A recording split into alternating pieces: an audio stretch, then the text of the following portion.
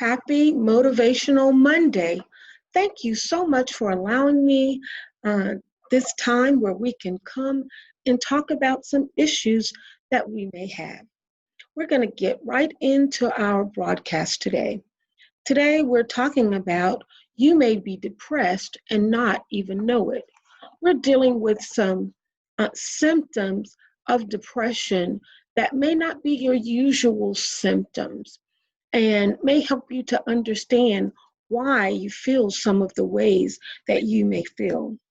The first way that it may be unusual, but it's something that is very important, is you may be a workaholic, a person who has to work all the time and is always trying to have perfection in everything they do. We should always try to do the best we can, but some people who are perfectionists and expect to stay over all the time, and I'll volunteer and do this, that, and the other, and don't really have time for personal life. Sometimes that could be because of depression. What we tend to do is that helps us to not be able to think, and it's a place where we feel like we can really succeed, that I can do this work.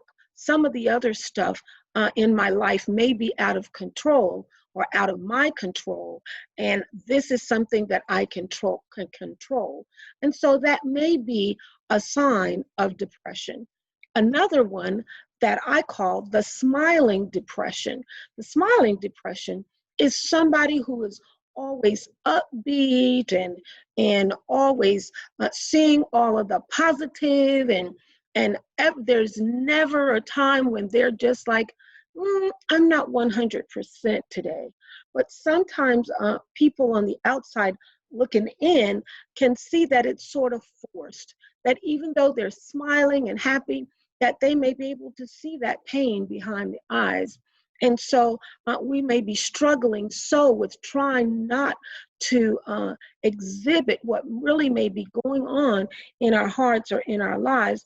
And so we tend to overcompensate by smiling and laughing and the life of the party all the time.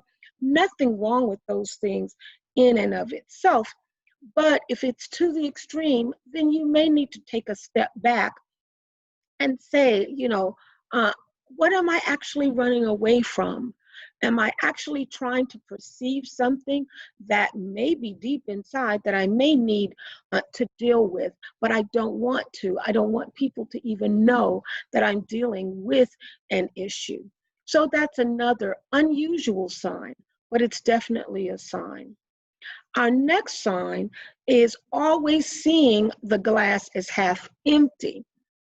We just call some people, well, they're just pessimists. They're going to always see the other side of things. And it's good to have that balance, to see that glass. Sometimes it's half full, sometimes it's half empty. But if you tend to see most of the negative in things and have a need to comment or to correct all the time, or to present as, I am just trying to say, be the devil's advocate. Let's just think of it this way. And that's something that you do a whole lot.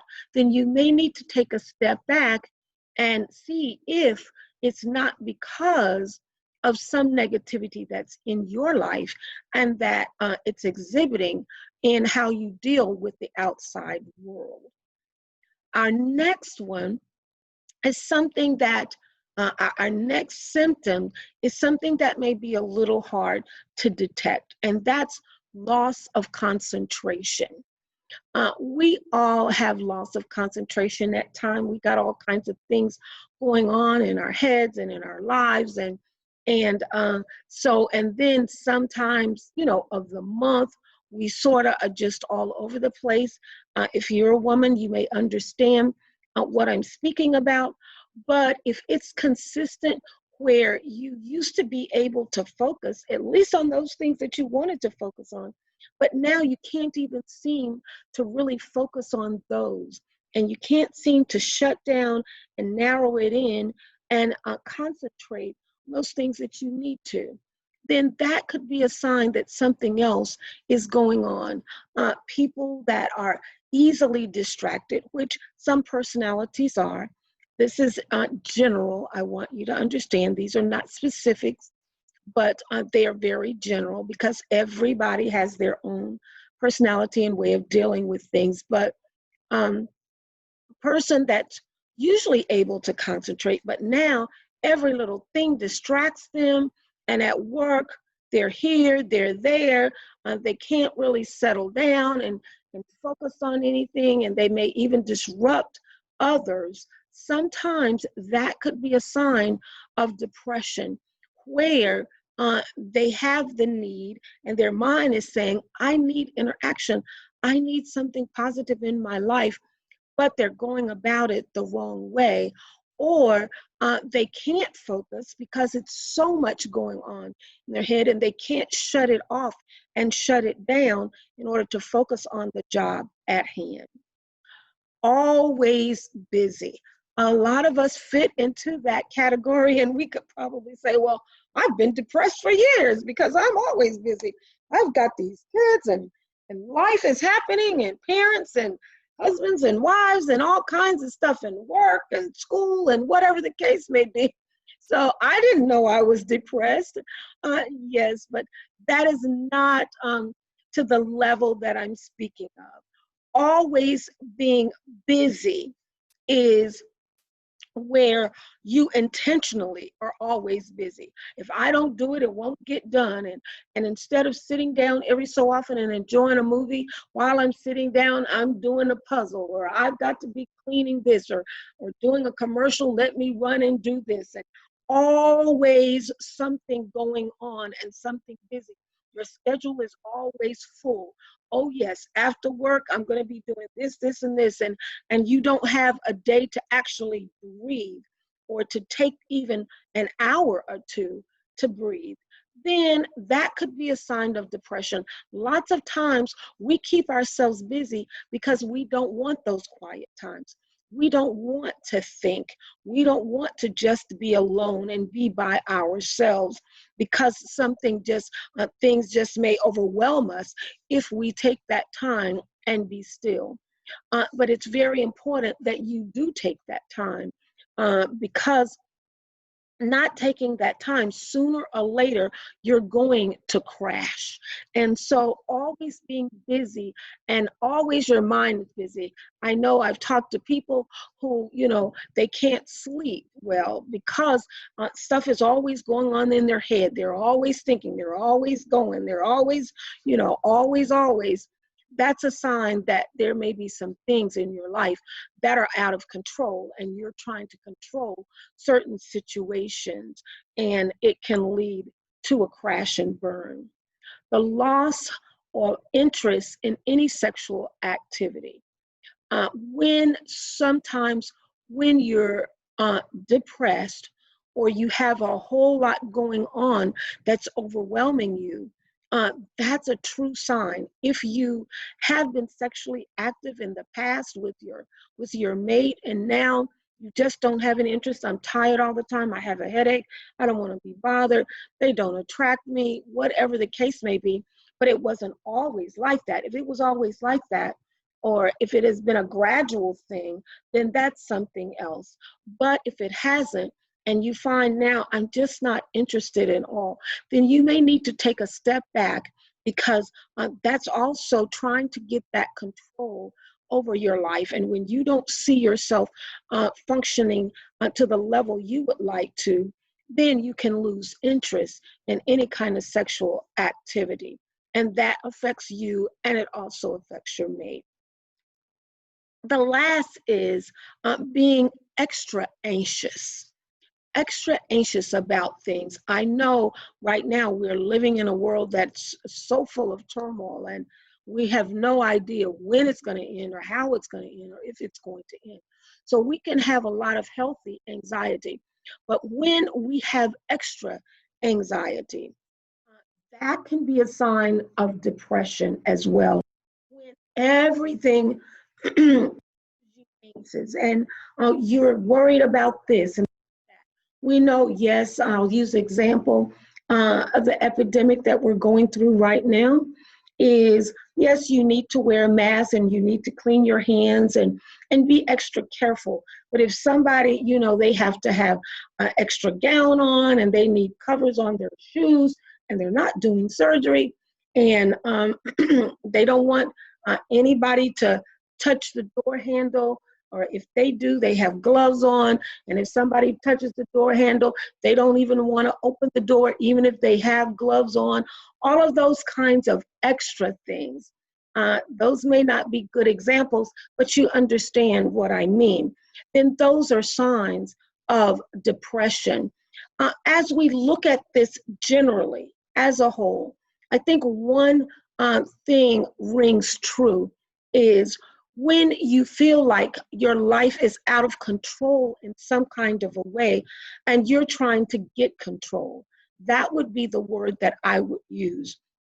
Being a workaholic, you're trying to control your work environment. I want it perfect. I want it done. I need to do it. I've got all of this. If I don't do it, it won't get done at work.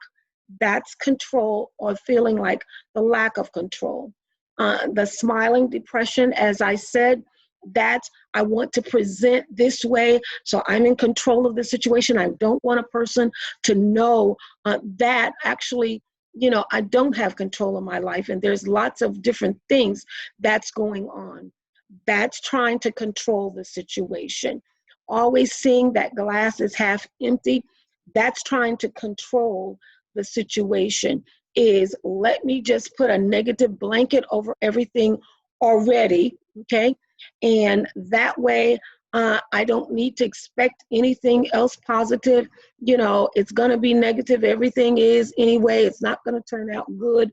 All of those things. That may be what you're feeling inside, is nothing is going to ever change. Nothing is going to ever be right.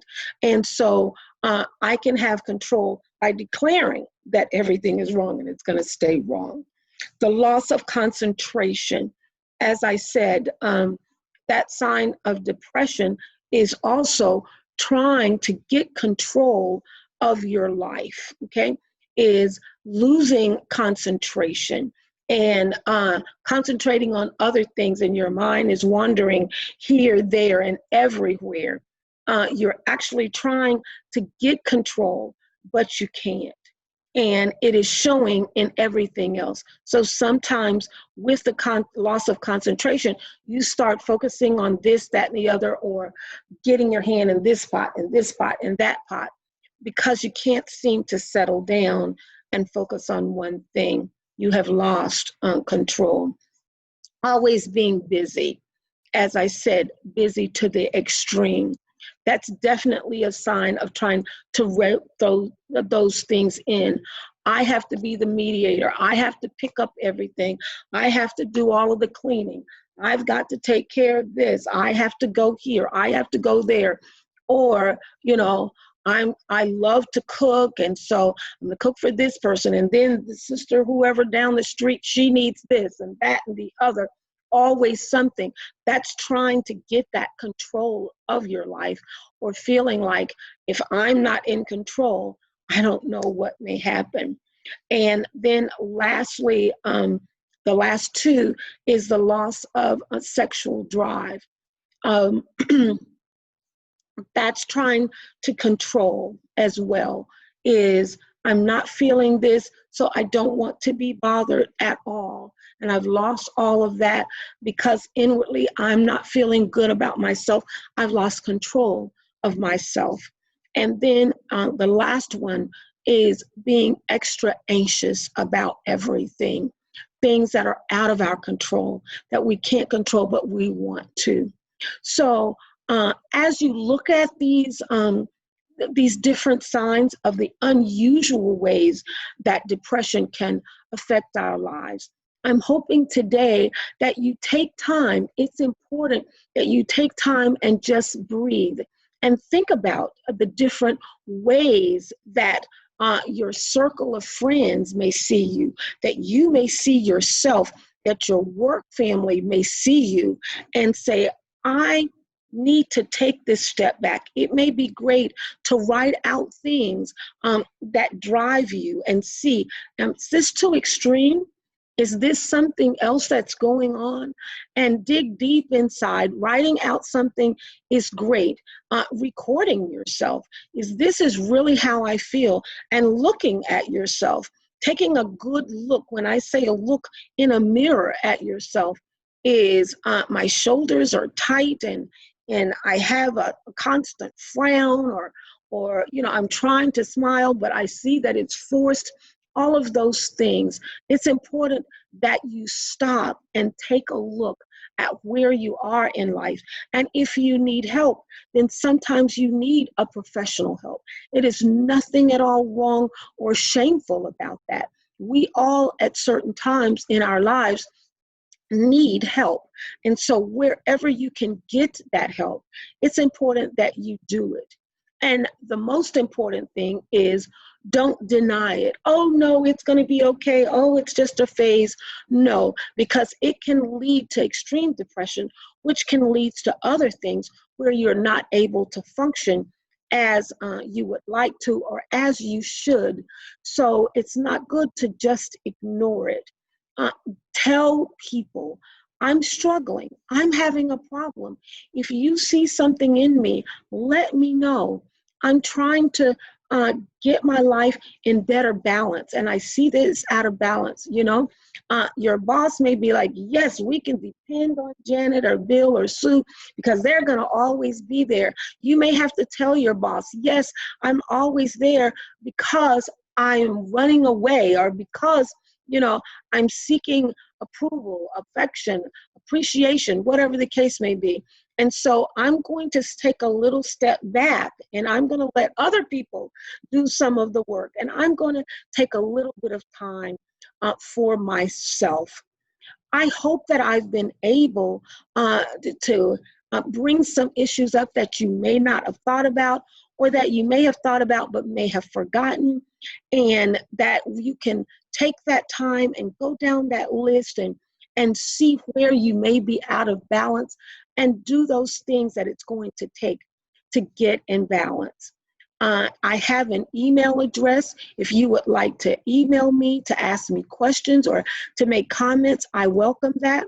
The email address is united4life54@gmail.com. UNITEDFORLIFE54@gmail.com. This is Renee Mobley with our Motivational Monday moment. And I hope that you've gotten something out of it. And I look forward to you coming back again.